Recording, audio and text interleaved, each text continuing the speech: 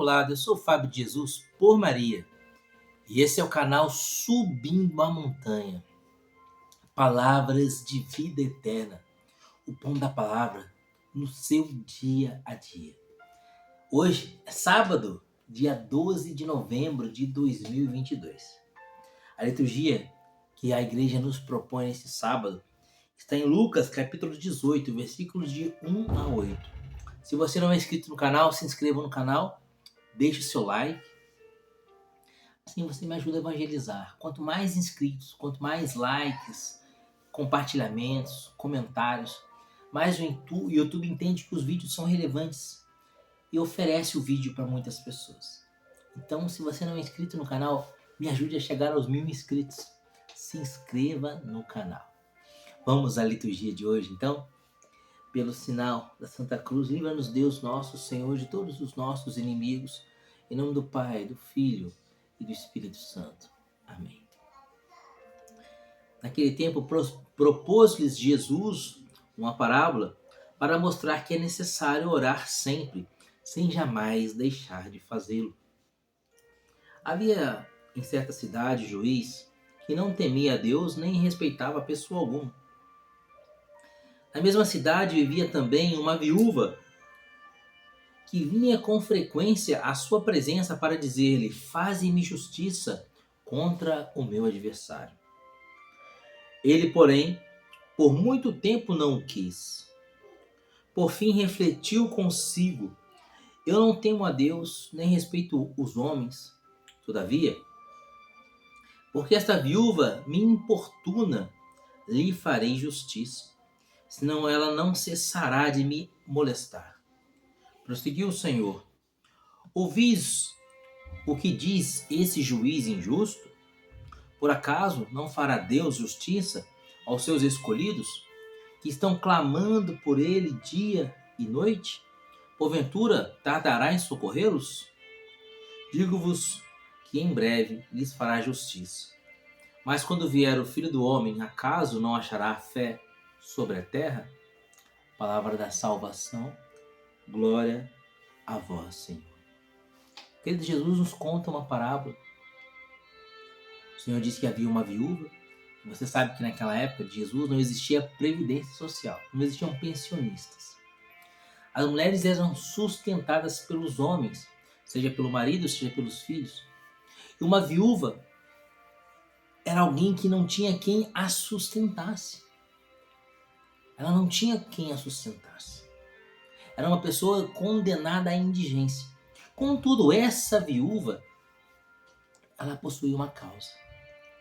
E que essa causa, se fosse lhe julgada favorável, ela poderia então ter meios de sustento. Então ela vai ao juiz da cidade, e apresenta a sua causa. A causa era justa. Era justiça que o juiz fizesse o que ela lhe pedia. Contudo, o juiz não queria. O Senhor não explica o motivo pelo qual o juiz tardava em atender essa viúva, mas o fato é que o juiz não queria, era um juiz iníquo. Ele era juiz, o homem para fazer a justiça, mas por incrível que pareça, ele se recusava em fazer justiça.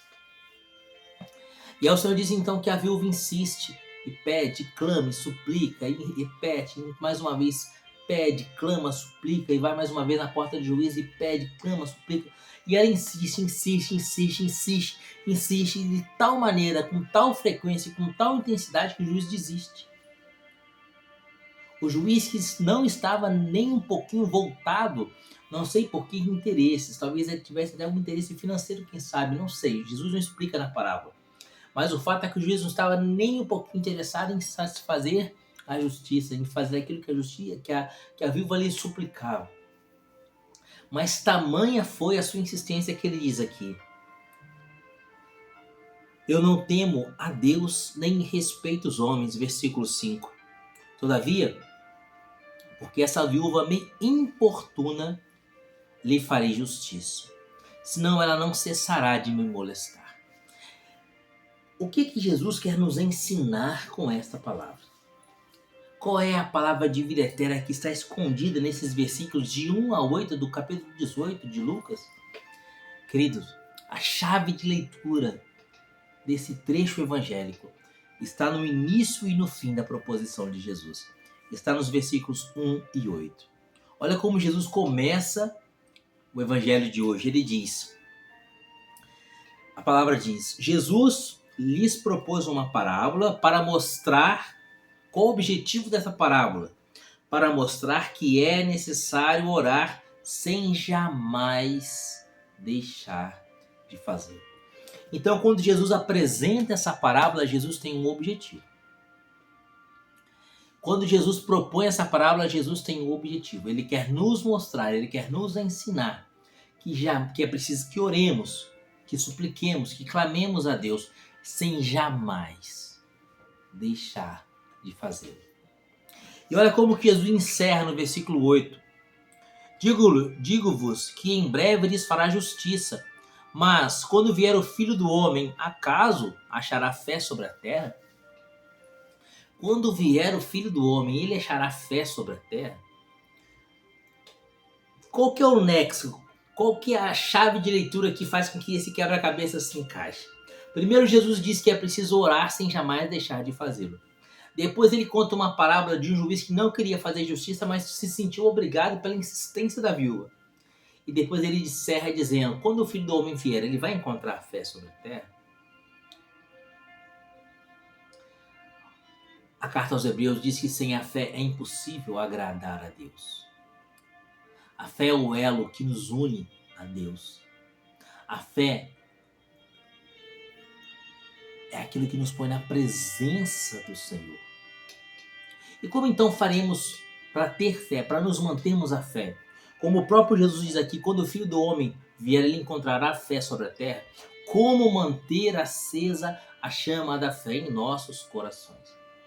A resposta está no primeiro versículo. Propôs-lhes essa parábola para lhe mostrar a importância de rezar sem cessar. Queridos, muitas vezes nós vamos clamar a Deus e parece que Deus não nos ouvirá. Sabe aquelas orações que você pede, suplica, implora a graça e a graça parece que não vem? Parece que Deus está atrasando, Deus está tardando a nos conceder aquela graça. E por muitas vezes nós rezamos por anos e a graça não vem. Queridos, a oração, ela tem diversas funções espirituais. Mas a primeira e mais sublime função espiritual da oração é nos manter em amizade com Deus. Sem fé é impossível agradar a Deus. Se sem a fé é impossível agradar a Deus e só se é amigo daquele que a gente é agradável, para sermos amigos de Deus precisamos ter fé. E para termos fé é preciso que oremos. É preciso vida de oração. Santa Mônica, a mãe de Santo Agostinho, via o filho entregue ao maniqueísmo, uma heresia, uma seita. Santo Agostinho havia se tornado um maniqueu. Santo Agostinho, ou melhor, ainda não era Santo Agostinho, né? Agostinho de Hipona havia se tornado um maniqueu.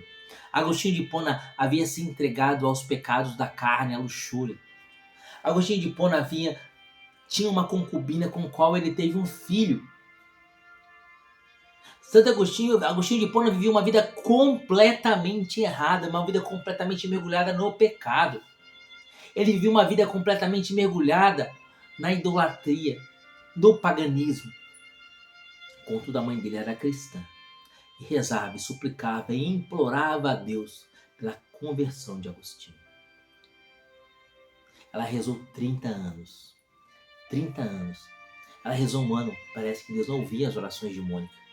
Ela rezou 2 anos, parece que Deus não ouvia as orações de Mônica. Ela rezou 5 anos, parece que Deus não ouvia as orações de Mônica.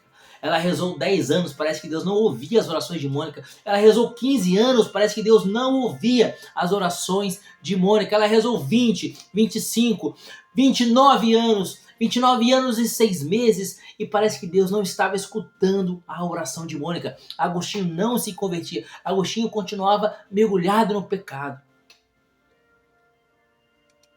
Mas enquanto ela orava, antes de transformar o coração de Agostinho, aquela oração transformava o coração de Mônica. Antes daquela oração de Mônica fazer com que houvesse um Santo Agostinho, Aquela oração fez que houvesse uma Santa Mônica. Você está me entendendo, não? O processo de santidade de Santa Mônica foram uns 30 anos que ela rezou por Agostinho.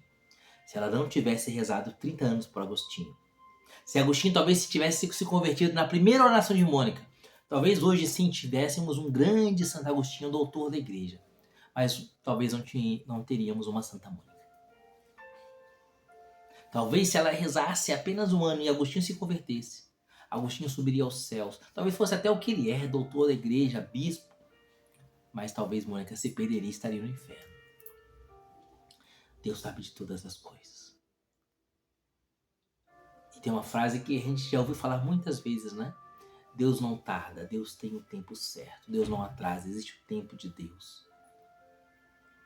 Confiemos no Senhor e rezemos. Sempre, sem cessar. Porque rezando, manteremos a fé. Mantendo a fé, nos fazemos amigos de Deus. E essa amizade, esse trato com Deus na oração, nos santifica. Nos faz como santas Mônicas. E um dia, quando Deus entender que é a hora exata, Ele vai derramar a graça. E depois nós vamos poder rezar como São Paulo, onde abundou o pecado e superabundou a graça. Que foi exatamente o que aconteceu na vida de Agostinho.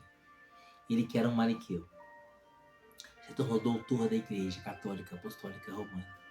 Ele que era um pagão, se tornou bispo da Igreja, um patriarca da Igreja. O que você tem pedido a Deus? Não desanima, não desiste. Orai sem cessar. Que Deus te abençoe e viva Maria Imaculada.